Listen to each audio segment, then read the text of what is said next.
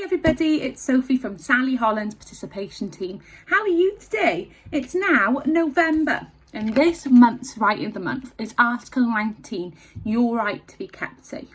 There are lots of people who keep us safe, some that keep us safe at home, some that keep us safe in school or where we learn, and then some that keep us safe in our community.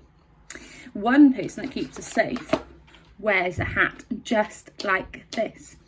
Do you know who wears a hat like this? That's right, firemen and firewomen wear hats like these, and these people keep us safe in our community, making sure they put out all the fires. Right then, who drives a fast car like this? Do you know? That's right, policemen and policewomen drive fast car like these, and these people also keep us safe in our community. And last but not least, somebody else that keeps us safe.